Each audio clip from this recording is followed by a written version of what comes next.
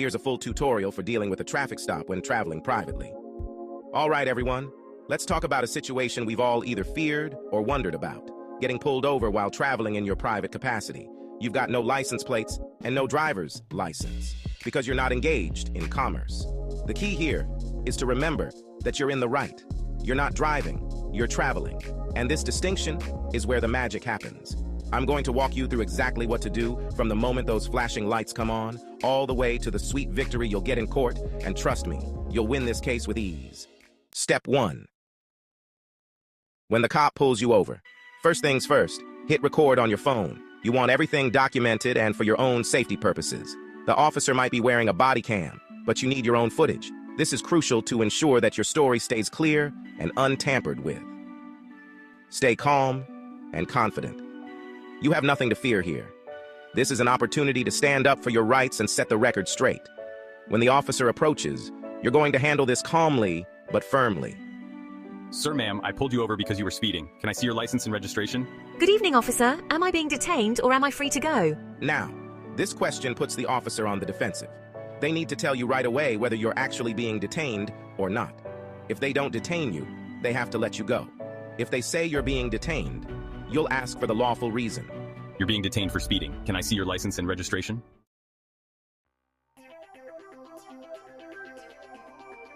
Step 2. The crucial legal distinctions. Now, this is where you take control of the interaction by making the crucial distinctions between commercial driving and private travel. Officer, I am traveling privately and I'm not engaged in any commercial activity. I don't need a driver's license or registration to exercise my right to travel. I am not operating a motor vehicle, as defined by law, nor am I a driver, as the law defines it. I'm simply exercising my constitutionally protected right to travel. Let's break this down.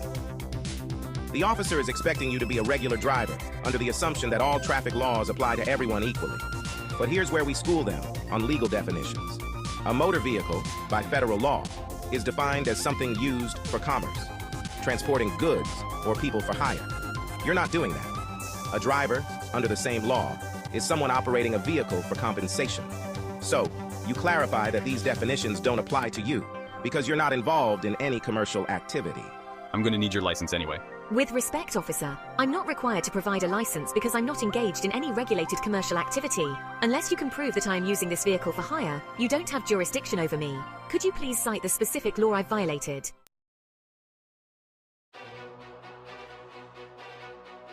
Step 3. The question of speeding. Now, the officer might bring up speeding, and here's where your defense gets even stronger. You were speeding, that's why I pulled you over. Speeding regulations apply to drivers of motor vehicles engaged in commerce. Since I am not driving commercially, those laws don't apply to me. Could you show me where in the law it says that private travelers are bound by commercial speed regulations? Pause and let the officer think for a second. They likely don't have an answer. Step 4. Prepare for the possibility of arrest. If the officer insists on issuing a ticket or making an arrest, do not resist. But this is where your payday is born. I do not consent to any unlawful detainment or arrest. You are acting under color of law, violating my constitutional right to travel. This will be addressed in court. Step 5. The courtroom. This is where we win big. When you get to court, this is where you absolutely destroy the officer's credibility with cross-examination. Here's how that plays out. Officer, how long have you been a law enforcement officer? 5 years. And in that time, how many traffic tickets would you estimate you've written? They'll give you a number, likely a lot. This is important because it shows they are well-versed in issuing tickets, but not necessarily in understanding the law. We are going to expose this and make them out to be an incompetent witness or negligent. Can you please define for the court the legal definition of a motor vehicle under 18 U.S.C. Section 31? 9 times out of 10, they won't know the legal definition. If they don't, they'll stumble. If they do, proceed to the next step. So, according to that legal definition, a motor vehicle is a vehicle used in commerce, correct? Yes. Now, can you prove that I was engaged in commercial activity at the time you pulled me over? The officer will almost certainly not be able to prove this, because you were not engaged in commerce. This is the game over moment. Can you define driver as it appears in legal statutes? Does it not pertain to someone operating a vehicle for hire or compensation? Again, the officer either won't know, or they'll have to agree with the legal definition. By asking the officer to define critical legal terms like motor vehicle and driver, you're demonstrating their lack of knowledge about the very laws they are supposed to be enforcing. Most officers are not well versed in the specific legal definitions found in statutes like 18 U.S.C. Section 31. When they can't answer these basic questions during cross-examination, it will highlight their incompetence as a witness. For example, if the officer stumbles when defining what a motor vehicle is under the law or cannot explain the distinction between commercial and private activity, they will appear incompetent. This demonstrates that they don't fully understand the statutes they are trying to enforce. Failure to establish jurisdiction. If the officer continues with the arrest or ticket despite the fact that you've clarified you're not engaged in commerce, it shows a negligent disregard for your rights. At that point, the officer is acting without proper legal authority. You've clearly explained that the traffic laws governing commercial activities don't apply to private travelers, yet they continue to enforce those laws, potentially violating your constitutional rights. Negligent enforcement of law. The fact that the officer didn't properly assess whether you were engaged in commerce before enforcing commercial traffic regulations could also demonstrate negligence in their duty. Law enforcement officers are expected to apply the law appropriately, and failing to do so shows a lack of due diligence in fulfilling their responsibilities. Why this matters in court. Incompetence as a witness. If the officer can't answer basic legal questions during cross-examination, it undermines their credibility. They come off as someone who doesn't fully understand the law, which can lead the judge or jury to doubt their entire testimony. A witness who doesn't understand key aspects of the law can't reliably testify that they were enforcing it correctly. This opens the door for dismissal of the case, as it becomes clear the officer wasn't acting with full knowledge of the applicable legal standards.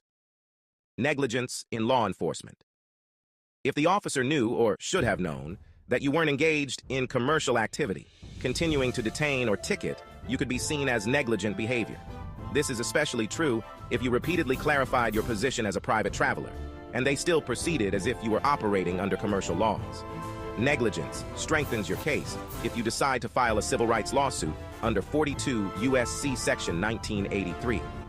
The officer's failure to properly apply the law shows they violated your rights, whether through negligence or incompetence, and this can lead to a favorable judgment in your counterclaim.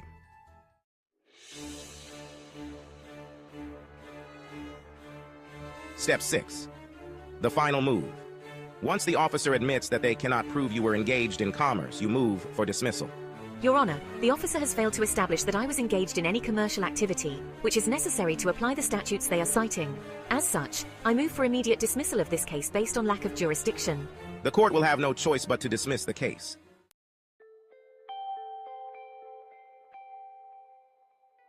Step 7. Filing the counterclaim, your payday. Now that the case has been dismissed, it's time for you to go on the offensive. You can file a lawsuit under 42 U.S.C. Section 1983 for violations of your civil rights under color of law. Here's what you'll be suing for: false arrest, false imprisonment, time spent in jail, if any, emotional distress, towing fees if your car was impounded, lost wages if you missed work due to the arrest, and don't forget, you're going after punitive damages because the officer acted with reckless disregard for your constitutional rights. The courts take violations of civil rights very seriously, and if they see that the officer failed to understand basic legal definitions, your claim for punitive damages will be strong.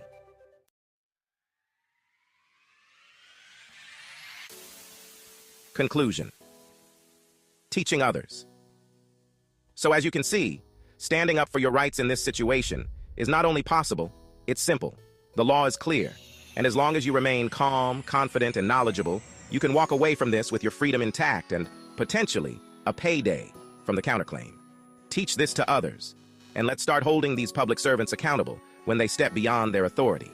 Share and follow if you like this content.